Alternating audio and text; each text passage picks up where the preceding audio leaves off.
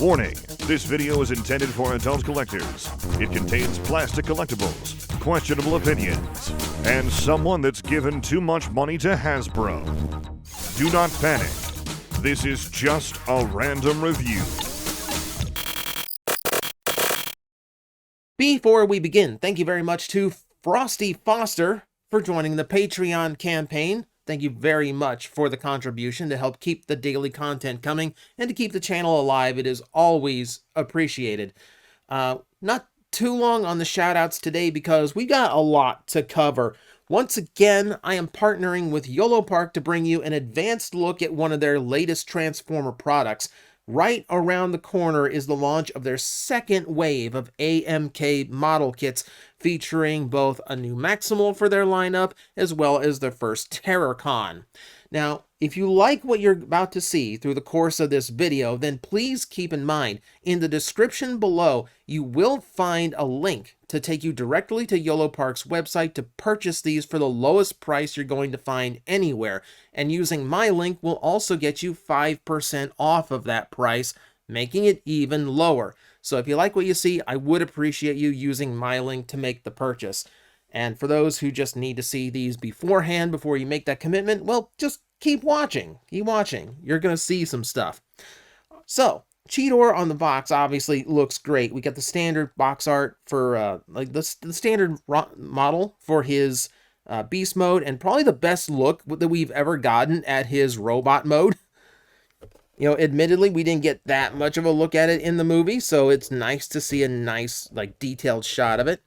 If you're unfamiliar with the AMK, it does stand for Action Model Kits, and they advertise it as a model kit, though, to be honest, it's somewhere in between a traditional kit and an action figure. You can see from the diagram, this is basically all it takes to assemble Cheetor. He comes in about 30 or so pieces, and they're very easy to snap together and have a full action figure out, you know, once you're done.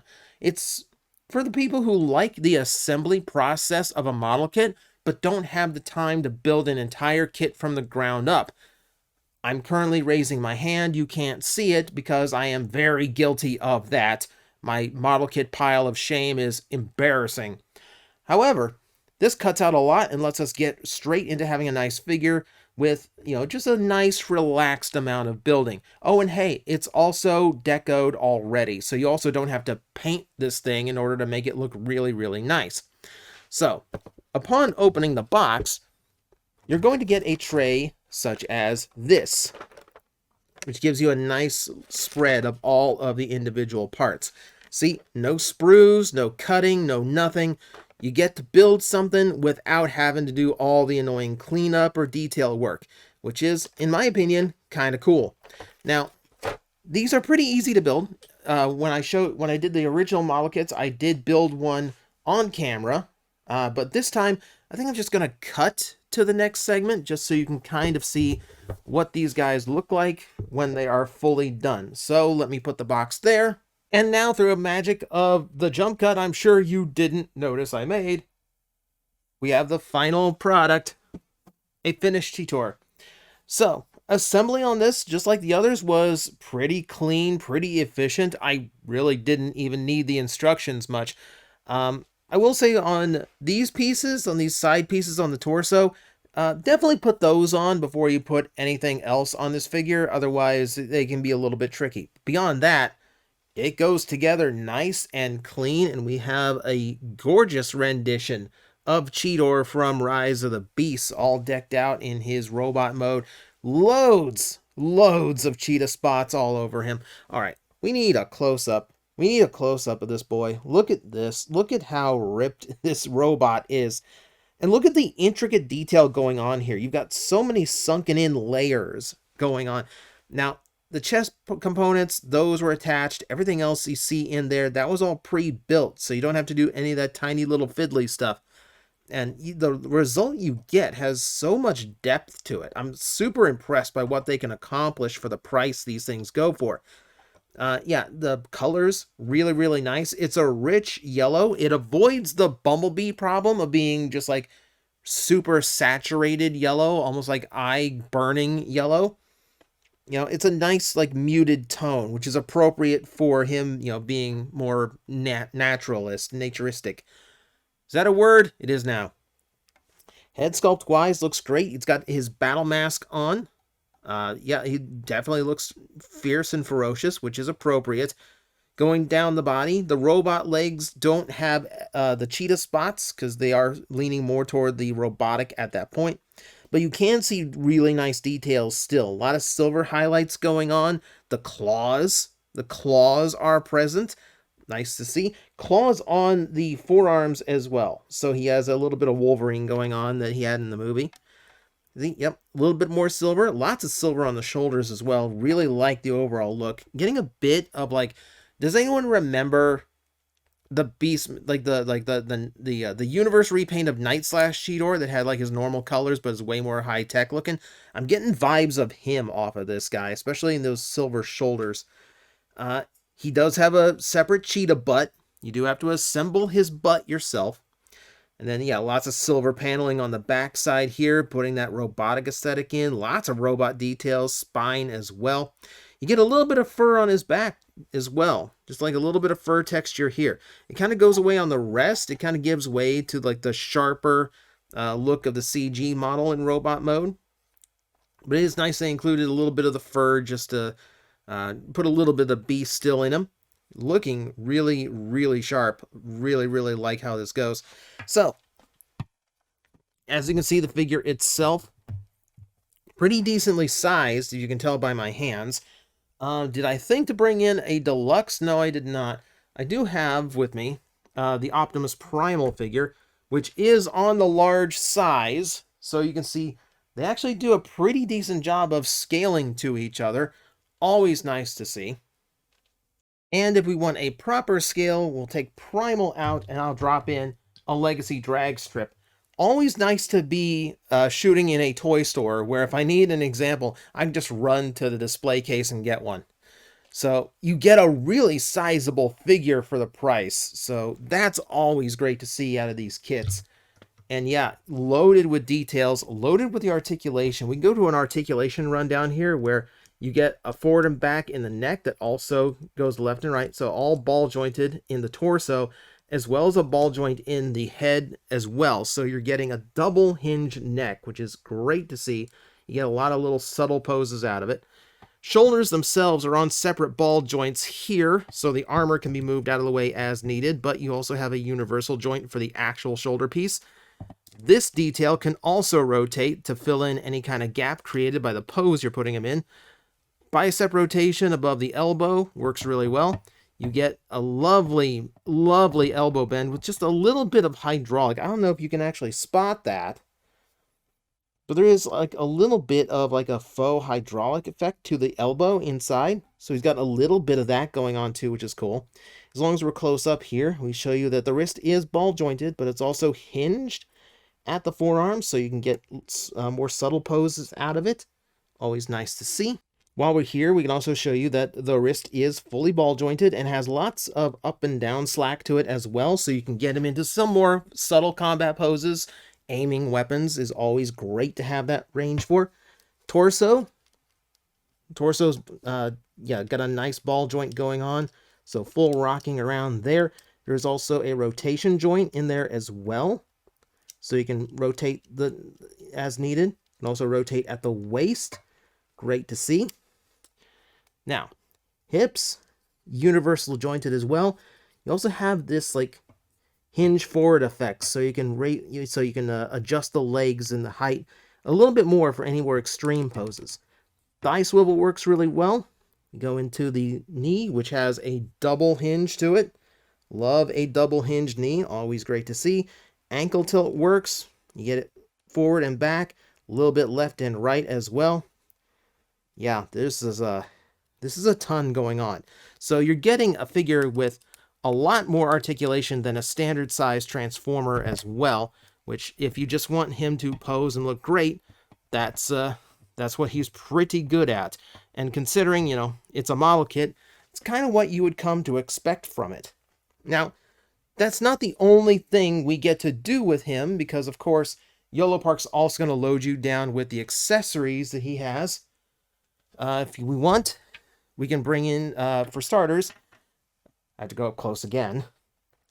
You're going to get 3 sets of hands. The first one is going to be this kind of splayed out hand, which is good for some more fierce expressions. This one, which is partially closed, which is a little bit more of like, almost like a relaxed look. And then the third, which is, of course, the fists. The fists also have the gap to hold his weapon. So, like most of these types of kits, it's a pretty simple job of just pop a ball joint off, pop the... Well, if I put the right hand on, I didn't put the right hand on. I put the wrong hand on, which was the left hand. We'll go ahead and attach the correct hand now and give you a look of his spear weapon in hand. There we go. Nice firm ball joints, by the way.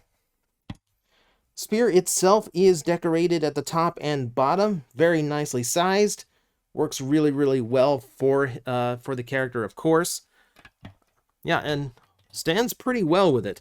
So the way that the spear works is you actually have a point in the middle here where it can split apart. So if you have it the way I have it now, the bottom of the spear reaches the ground pretty well, because that connection point is where he grips it.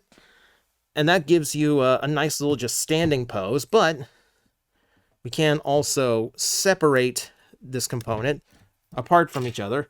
So if you want Cheetor to actually be holding his weaponry on its own, you can do that as well. He doesn't hold it as tightly, but it is how you get the spear on and off. So you can play around with it if you want. There are ways of just being goofy with it. See, he holds that just fine. So lots of little play value here in the swappable bits. So great to see. So yeah, Cheetor is pretty fantastic. If you just want a nice representation of the character, hard to go wrong, because this is, you know, frankly, for my money, way better looking than the one that came out at Studio Series. Of course, you're getting a robot that doesn't transform, but the payoff is higher level of articulation, as well as a lot of detail going into it too. So that would be it for Cheetor, and we could move on. However, he does come with a little bit extra, just for a little bit of extra bang for your buck. If you previously bought the Bumblebee kit, you're going to get the parts to upgrade your Bumblebee with not only both of his arm cannons, but his actual battle mask. The battle mask does still have the little adjustable ears, because I know some people really want Bumblebees who can do that. But otherwise, it's just a nice little bit of incentive if you're collecting these to also chip in on the Cheetor. And I like that it didn't raise the price of this model kit at all. These are still extremely affordable for what they do. And you're getting those Bumblebee parts with no additional charge, which is always a nice touch. Now, with Cheetor done, and Bumblebee now fully armed, we can move on to the next kit, which is Scourge.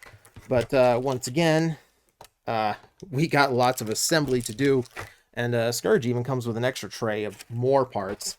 So once again, give me a minute. And now, through the magic of jump cuts you totally didn't notice, we can look at Scourge and realize that I have to reframe because Scourge is way bigger than I anticipated. Bear with me one quick second. This is a monster. This is an absolute monster of a figure, man. So, geez, where to begin? Ridiculous amount of, let's begin. Let's begin with the most obvious thing. So we saw Primal. Here, let's bring in the examples again. Look at that! He's like twice as tall as the Deluxe. He's twice as tall as the Deluxe. He's a head bigger than Primal. Oh my god, and he's even wider than Primal too. He's a beast, man. Jeez. This is a good time to mention, I never got Studio Series Scourge, because it sold out everywhere and never showed up at my shops. So, this is like my first actual, like, proper Scourge. I'm kind of happy about that, because it looks phenomenal. Okay. We have to go in for a close-up. I gotta be careful, because this guy can actually, like, puncture skin here. He's got a lot of sharp bits, y'all. All right, so if we take a closer look at Scourge, look at the detail they got on him. So, can I zoom in on the face and not lose focus? Yes, I can. Look at all the scarring they put on that mask. Like, he looks like he's been through it. Like, really, really cool look to him. Oh, actually, if you want to see him, like, he's actually been through it, here, check this out. As long as we're close up. The mask actually does come off. Can I do this one-handed without the mask flying across the floor? Probably not. Let me work it off like that. So you can get his look from the end of the battle as well. Super damaged, eye exposed, super creepy looking. Oh, you want to make him creepier? Here, I'll give you this. The jaw is articulated. You can also open his mouth. Now, if you want an even cleaner look for this really unclean look, there is also an alternate face so that you can attach on, you can separate this piece off and attach this in case you want to make him look like battle damage at the end of the battle without that big gap there at the top of the head. So I prefer the mask look though, so we're going to retain that for the rest of the review, and instead we're just going to like eyeball all the little detail that went into this particular figure. Look at all the sculpted chains in the neck to get that look correct. Look at the detail and depth going into the chest. You've got those little chains going all around his torso. You can see the inner gears inside, like really, really nicely done. Nice solid pelvis piece. Again, in between the gaps, there's lots of detail. You can see his tires, at least a few of them anyway. I can also see the tires buried inside the knee design, so you can see where his vehicle mode would actually come from. It's a really, really nice little touch. You know, going down, lots of silver, lots of gunmetal gray, lots of little details all over him on every side. Again, there's his wheels that you otherwise wouldn't be able to notice. Lots of little hits of silver. Look at a little bit of red in there.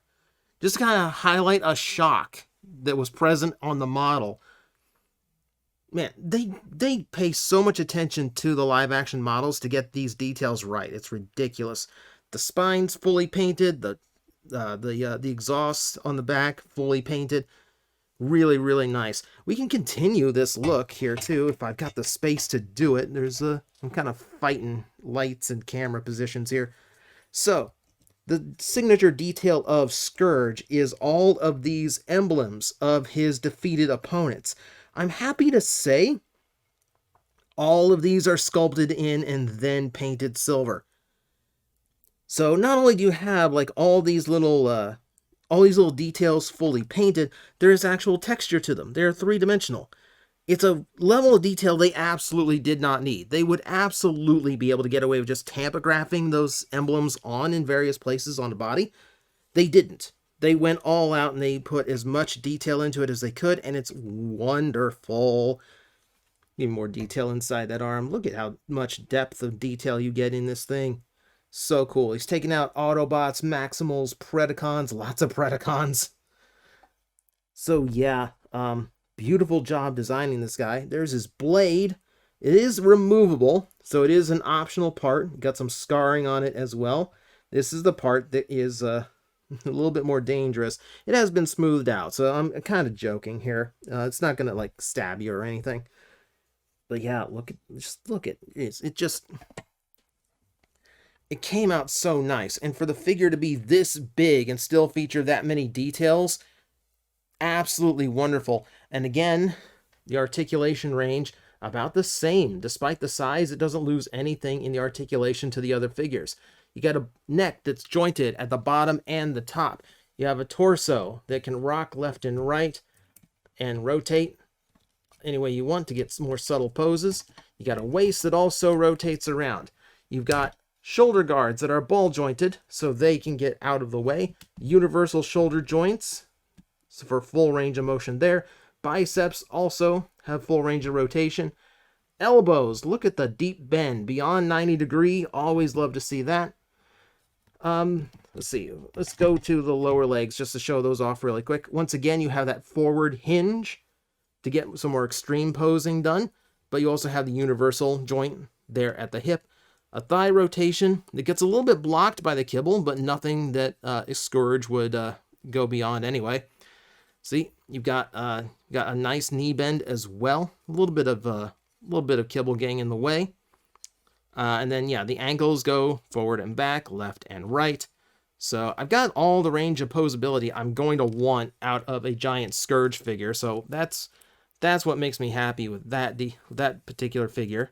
You do have the ability to take the knees a little bit further because you can see there's a faux hydraulic piece in there, which does let you get something of a double hinge knee out. So you do have you get close to 90 degrees out of that.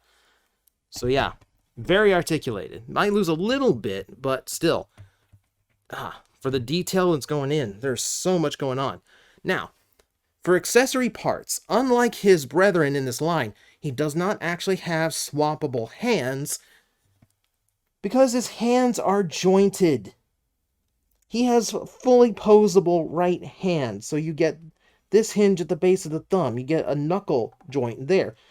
The fingers, all three, individual hinges, so they all bend at the hand itself, and they all have 2 knuckles of articulation.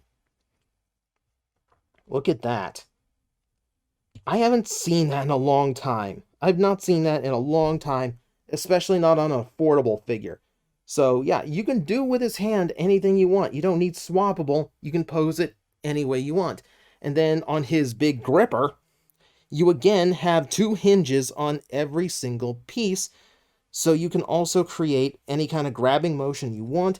And yeah, it will fit just about any Maximal or Autobot you choose to wrap that claw around. Now, he doesn't just grab and cut, he can blast as well. So I can go ahead and, if I can get this off without breaking anything, I should be able to. There we go. Tight little hinge. We can swap it on with this piece, which reverses the direction of all of his grippers and gives him his big arm cannon from the movie. So you can have it either way. He can be all melee, grapple, or he can be long range. So Scourge does just about anything I could ask of it. Pretty much every detail he was capable of in the movie, right down to losing his face, is well represented here. And yeah, just the toy looks incredible. It's a wonderful rendition of the character. So that is going to be my look at Yolopark's latest AMK offerings. Keep in mind, last I checked, these are still $30 kits. That's still pretty incredible for what they are, for how big they are. And yeah, I would be willing to pay more for these, and they are still really good for the price. Certainly better than a lot of comparable things at higher prices. So, once again, if what you saw here was interesting to you, there is a link in the description to this video that will take you right to the Yolopark website, where through my link you will be able to purchase these at the lowest possible price. And man, I'm not kidding, it's genuinely worth it. I know you think I'm being facetious because I'm working with them. I wouldn't be working with them if they weren't putting out incredible things. And for the price you're getting, for everything that these kits can do at that price, it's pretty incredible. So if you like it, go take a look at the link yourself, and thank you as always for watching. I will see you next time. We parlay with the captain. You think a werecroc is going to listen to elvish rules of piracy? Of course it would be the freaking elves that invented parlay. I had to think of a quick replacement for the French.